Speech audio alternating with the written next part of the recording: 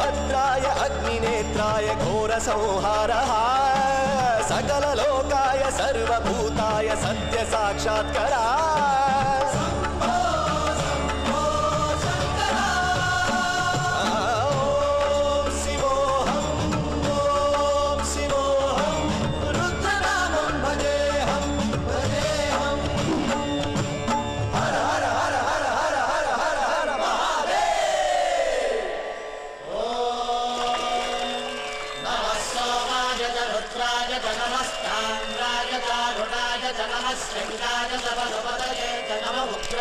भीमाय च नमो अग्रे वधाय च धूरे वधाय च नमो हन्त्रे सहनीयसे च नमो वृक्षेभ्यो हरिकेशेभ्यो नमस्काराय नमः शम्भवे च मयोभवे च नमः शङ्कराय च मयस्कराय च नमः शिवाय च शिवधराय च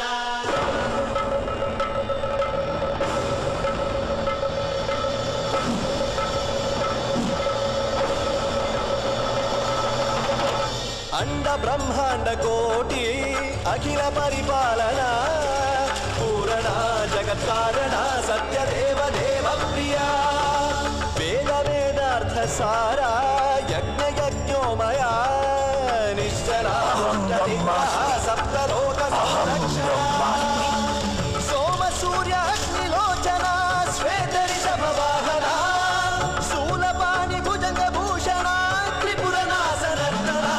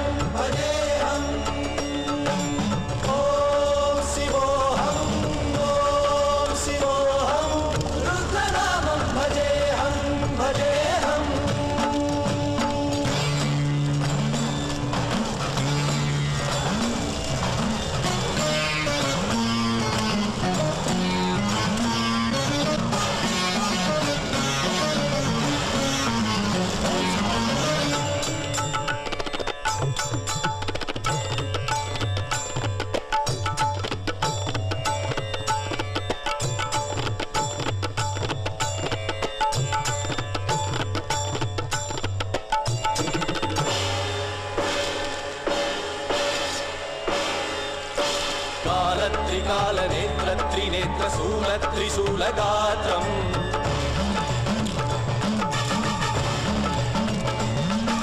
सत्यप्रभाव दिव्य प्रकाश मन्त्रस्वरूपमात्रम्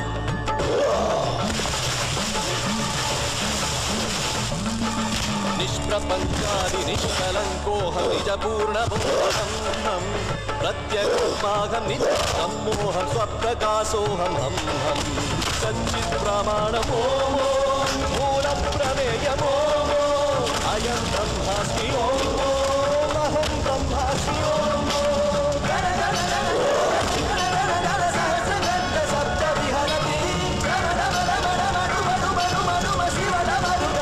తర్వాత ఉప్పల కోటయ్య గారు ఈ గుడి కట్టించారు. ఈ గుడి కట్టించిన కారణం ఏంటంటే అప్పుడు గనిపోటు దొంగలు వచ్చి మా తాతగారింటికి వచ్చి మా తాతగారిని డబ్బులు తీసుకుందామని ఆయన దగ్గర డబ్బులు బాగా ఉంటాయని ఆ డబ్బులు తీసుకోదామని వచ్చారు. వస్తే ఆయన ఒక మండలో దాక్కున్నాడు. ఆ మండలో నేను దొరకకుండా ఉంటే దగ్గు ఏమీ రాకుండా నాకు ఉంటే నేను శివాలయం కట్టిస్తానని అని అనుకున్నాడు. ఆ తర్వాత వాళ్ళు దొంగలంతా వచ్చి ఆ పోక మండలం మొత్తం అటు ఇటు గెలికి చూశారు కానీ ఎక్కడా దొరకలేదు. దొరకపోయేదాకే వాళ్ళు వెళ్ళిపోయారు. వెళ్ళిపోయినాక ఆయన బయటకు వచ్చినారు. బయటకు వచ్చి నేను శివాలయం కట్టిస్తాను మొక్కున్న అందుకు గుడి కట్టించాడు. శివకాశి నుంచి తీసుకొచ్చారండి. తీసుకొచ్చిన తర్వాత గ్రామ ప్రజలు చుట్టుపక్కల గ్రామాల ప్రజలు అందరూ కలిసి వచ్చి అంగరంగ వైభవంగా ప్రతిష్ఠించి విగ్రహ ప్రతిష్ఠ చేసి 1840వ సంవత్సరంలో పునాది పడిందండి. తర్వాత 1850 10 సంవత్సరాలు పట్టిందని చెప్పారు. మరి అది కరెక్ట్గానైతే ఎవరికీ తెలియదండి. వాళ్ళు చెప్పిన మాటలే మేము చెప్తున్నాం. తర్వాత ముందు విగ్రహాలు ఒక గది మాత్రమే ఉండేది. కాలగర్భంలో ఒక 150 సంవత్సరాల తర్వాత మా అమ్మగారు వచ్చారు. మా అమ్మగారు ఈ గుడిని సాధ్యమైనంత మటుకు ఎక్కువగా అభివృద్ధి చేశారు. వాళ్ళే తిరువూరు మరియు మచిలీపట్నం నుంచి విగ్రహాలు తయారు చేసే వాళ్ళని తీసుకొచ్చి ఆ గోపురం, ఆ విగ్రహాలు, తిరువురు నుంచి శిల్పుల్ని తీసుకొచ్చి ఇక్కడనే విగ్రహాలు తయారు చేయించి గోపురం కట్టించి మొత్తం ప్రతిష్ఠ చేయటం జరిగింది. కాలగర్భంలో దీనికి ఒక పెద్ద పేరు ఏంటంటే, పిల్లలు లేని వాళ్ళు ఇక్కడ మొక్కుంటే తప్పనిసరిగా పిల్లలు పుడతారనే నమ్మకం చాలామందికి ఉందండి. అది జరిగింది కూడా, అది వాస్తవం కూడా. కట్టినప్పటి నుంచి కూడా ఈ ఊరికి, ఈ గ్రామానికి, ఈ గుడికి సంబంధించి ముఖ్యమైన పేరు ఏంటంటే శక్తిపీఠంగానే వీళ్ళందరూ భావిస్తారు.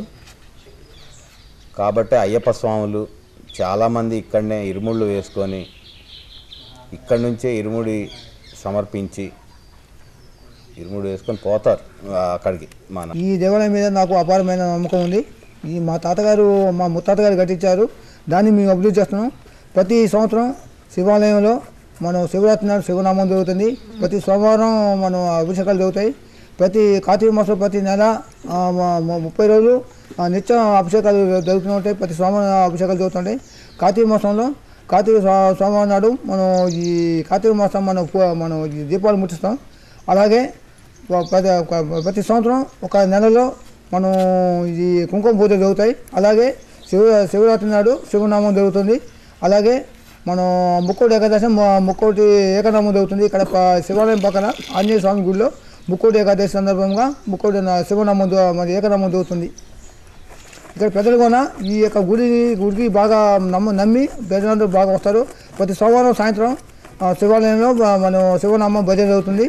దానికి భక్తులు ప్రతి 20 మంది 30 మంది వస్తుంటారు. ఈ దేవాలయం చాలా పురాతనమైనది. కోరుకునే కోరికలను తీర్చే దేవుడు. ప్రతి సోమవారం నాడు ఉదయం ప్రదక్షిణాలు, పూజలు అన్నీ బాగా జరుగుతాయి. అభిషేకాలు జరుగుతాయి. ఈ దేవాలయం పురాతనమైనది, చాలా పవిత్రమైనది. ప్రతిరోజు ఇక్కడ నిత్య పూజలు జరుగుతాయి. ప్రతి సోమవారం ఉదయం 6 గంటల నుంచి 12 గంటల వరకు మనం అభిషేకాలు జరుగుతున్నాయి. ఓటీవీ ప్రేక్షకులకు నా నమస్కారాలండి. ఇక్కడ అయ్యప్ప మాల వేయటానికి గల కారణాలు ఏంటంటే, నా బాల్య వయసులో మా నాయనమ్మ, మా తాతగారు ఈ గుడి విశిష్టత గురించి మాకు వివరించేవాళ్ళు. అయితే ఇక్కడ సంతానం లేని వారికి సంతానం కలిగితే పూర్వం ఎద్దుల బండి మీద మొక్కునేవాళ్ళు. ప్రభలు తీసుకొని వచ్చి సంతానం కలిగిన సందర్భాలు కూడా ఉన్నాయి. ఊరందరికి మంచి జరుగుతుంది. అయితే అయ్యప్ప స్వాములంతా సమూహంగా దీక్ష చేసేటప్పుడు ఊరికి బయట ఉంటే మంచిదని, అందులో ఇక్కడ దీన్ని శివాలయం చాలా శక్తివంతమైందని తెలుసుకున్నాం. కాబట్టి ఇక్కడ అయ్యప్ప పూజ అయిపోయినాక శివ పూజకు కూడా అవకాశం ఉంది. కాబట్టి ఇక్కడ మేము మాల వేసుకొని అందరము ఇక్కడనే విరుముళ్ళు కట్టించుకొని శబరి పోయి వచ్చి మళ్ళీ ఇక్కడ స్వామివారి దర్శనం చేసుకున్నాక మేము మళ్ళీ ఇక్కడికి వచ్చి పూజ చేసుకొని ఎవరిళ్ళకి వెళ్ళొస్తామండి. ప్రతి సోమవారం భజనకి అన్నింటికి వస్తుంటాం మేము. ఇక్కడ గుడి ధర్మకర్తలైన బోస్బాబు గారు వీళ్ళందరూ మాకు మా అయ్యప్ప స్వాములకి బాగా సహకరిస్తారు. అయితే ఇక్కడ మేము పొద్దాక ఇక్కడే గడపాలనే లక్ష్యంతో మనిషి జీవితంలో సంవత్సరంలో 41 రోజులు దీక్ష చేస్తాం. కాబట్టి ప్రశాంతమైన జీవితం గడపాలి, దేవుని సన్నిధిలో ఉండాలనే లక్ష్యంతోనే మేము ఇక్కడ ఈ పీఠాన్ని ఎంచుకోవడం జరిగిందండి. ఇక్కడ ఈ వీరాంజనేయ స్వామి కూడా చాలా శక్తివంతమైన వాడు. సత్యంగంలో స్వామి గారికి నమ్మబోతూ ఇట్లా దీక్ష చేసుకున్న సందర్భంలో ఇక్కడే మేము పండుకుంటామండి. ఇక్కడే వంట చేసుకుంటాం, ఇక్కడే బస, ఎక్కువ శాతం ఇక్కడే ఉండాలని మేము కోరుకుంటున్నాం. కాబట్టి ఈ గుడిని ఎంచుకోవడం జరిగింది. టీవీ ప్రేక్షకులకి నమస్కారం. ఇక్కడ ఈ శివాలయం పురాతనమైన శివాలయం. ఇంతకుముందు మేము ఊళ్ళో మాలేసుకొని ఊళ్ళోని పూజలు చేసుకునేది. అలాంటిది ఒకసారి శివాలయానికి వచ్చి శివాలయం అంతా చూసిన తర్వాత మనం కూడా ఇక్కడే మాలేసుకొని ఇక్కడే ఉంటే బాగుంటుందని చెప్పి మా కన్యస్వాములు, మా ఇంకా వేరే కొంతమంది స్వాములు అందరం కలిసి ఇక్కడ మాలేసుకొని గుళ్ళో ఉండడం జరిగింది. ఈ గుళ్ళో ఉన్న కాడి నుంచి కూడా మాకు చాలా ప్రశాంతతగాను, మాకు అనుకున్న కోరికలు మొత్తం కూడా సిద్ధించడం. ఈ అయ్యప్ప స్వామి పూజ అయిపోయిన తర్వాత ఇక్కడే ఈ గుడి ఆవరణలోనే భిక్షలు చేసుకోవటం, తర్వాత ఇక్కడే పూజలు చేసుకొని ఇక్కడే నైటు నిద్రపోవటం, అన్ని విధాలు కూడా ఈ గుడి శివాలయం మాకు బాగున్నది. అన్ని రకాలుగా కలిసి వచ్చింది. మాకు ఇంట్లో కూడా ఈ శివాలయంలో ఉన్న కాడి నుంచి కూడా ఇంట్లో మేము కోరుకున్న కోరికలు కూడా మొత్తం నెరవేరినాయి, అన్నీ బాగా జరుగుతున్నాయి అని చెప్పి ప్రతి సంవత్సరం కూడా ఇక్కడే మేము మాల వేసుకొని ఇక్కడి నుంచి ఇరుముడి కట్టుకొని శబరిమల వెళ్తున్నాము. వైటీవీ ప్రేక్షకులకి అందరికీ భక్తమాచారందరికీ నమస్కారం. అంటే శ్రీ గంగా బ్రహ్మరాంభ సమేత ఉమా సమేత రామలింగేశ్వర స్వామి దేవస్థానము భక్తుల కొంగు బంగారమై వెలిచినటువంటి శ్రీ రామలింగేశ్వర స్వామివారి దేవస్థానంలో ప్రతి నిత్యము నిత్యాభిషేకార్చనలు, తదుపరి కార్తీక మాస మహత్యమునందలి విశేష కుంకుమార్చనలు, విశేష అభిషేకాలు, తదుపరి ద్వాదశ జ్యోతిర్లింగాల దర్శనము, తదుపరి స్వామివారి యొక్క మహాశివరాత్రి నాడు కళ్యాణ మహోత్సవము, ప్రతి మాస శివరాత్రి నాడు స్వామివారికి అత్యంత వైభవంగా రుద్రార్చన. మన దేవాలయం చేసినటువంటి ప్రణయ రుద్రలింగం అంటే కాశీ తర్వాత కాశీని మించినటువంటి శివలింగము వచ్చేసి భృగు మహర్షి ఒక స్థాపన జరిగినటువంటి దేవాలయం ఇది. కాశీ నుంచి ఒక లింగాకారం తీసుకొచ్చి ఇక్కడ ప్రతిష్టాపన లింగాకారం ఇది. ఒక నాగబంధన కలిగినటువంటి దేవాలయంలో ప్రతిరోజు నిత్యార్చనలు భక్తుల యొక్క గోత్రనామాలచే నిర్వహించబడుతుంది. ఓం నమ శివాయ. ఈ ప్రాచీన శివాలయం ఇప్పుడు కాదండి, 4 తరాలు ఇది. ఈ 4 తరాల నుంచి కూడా ఈ ఒక్క ధర్మదాతలు చాలా గొప్పవారు. వెంకటప్పయ్య గారి దగ్గర నుంచి శివరామయ్య గారి దగ్గర నుంచి బిడ్డ కొడుకులు ప్రతాపబాబు గారి యొక్క సంతానం, ఈ యొక్క కుటుంబం అనేకమైన సేవలు చేస్తుంది. వాళ్ళెమ్మటి కూడా మేము కూడా నడుస్తున్నామండి, సహకరిస్తున్నాం. మాకు చాలా మంచిగా అసలు ఈ గుడి ఒక్క శివాలయమే అండి. రఘునాథపాలెంలో అన్ని గుళ్ళు కూడా వస్తున్నాయి. శివాలయం యొక్క ధర్మదాతలు బిడ్డ కొడుకులు మంచి సేవలు చేస్తున్నారు. మాకు కూడా ఫలితం ఉంది, మేము కూడా చేస్తున్నాం. మేము అనుకున్న కోరిక ప్రతి సోమవారం నాడు మేము 7 గంటల నుంచి 9 గంటల వరకు భజన కార్యక్రమం చేస్తున్నాం. ఏమైనా ప్రోగ్రాంలు ఉన్నా మాకు ఇవ్వండి. మేము ఇక్కడ ముక్కోటి ఏకాదశి చేస్తాం, ఏకానామ భజన. శివరాత్రికి కూడా చేయాలని మా మనసులలో ఉంది. అది కూడా మేము ఆ స్వామి దయ వల్ల మేము చేయాలనుకుంటున్నాం. మరి భక్త మహాశయులకు విన్నపము, మన సూర్యుడు మకర రాశిలోకి సంక్రమం అయినప్పుడు సూర్యకిరణాలు ఆ జనవరి నెలంతా స్వామివారి పైన పడతాయండి. ప్రతి సోమవారము మన అభిషేకం జరుగుతుండగా ఆ సూర్యకిరణాలు స్వామివారి పాదాలను తాకుతాయి. ఇది మీకు తెలియజేయాలనుకుంటున్నాను. వెంకటప్పయ్య గారు కొంత భూమి కూడా దానం చేశారు.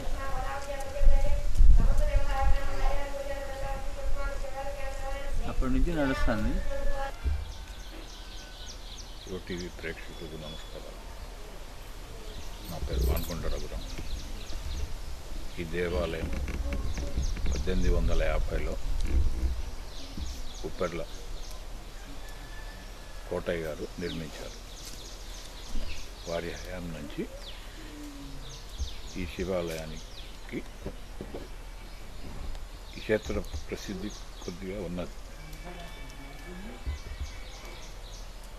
ఈ క్షేత్రం గురించి అప్పట్లో మేము మా తాతలు తండ్రులు చెప్పిన ఇది ఏంటంటే, ఈ క్షేత్రంలో నిండు మనసుతోని ఎవరైనా దర్శించుకొని వాళ్ళు ఏదైనా కోరికలు కోరుకుంటే ఈశ్వర కృపతోని అవి తీరుతాయని అందరికీ ఒక నమ్మకం.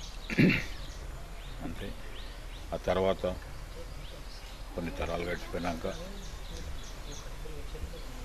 మా అమ్మగారు మాన్కొండ దమయంతి గారు వారి హయాం, మా నాన్నగారు మాన్కొండ రంగారావు గారు వారి ఆలయాన్ని అభివృద్ధి చేసి ఈ ఆలయ బాగోగులన్నీ అప్పటి నుంచి వాళ్ళే చూస్తున్నారు.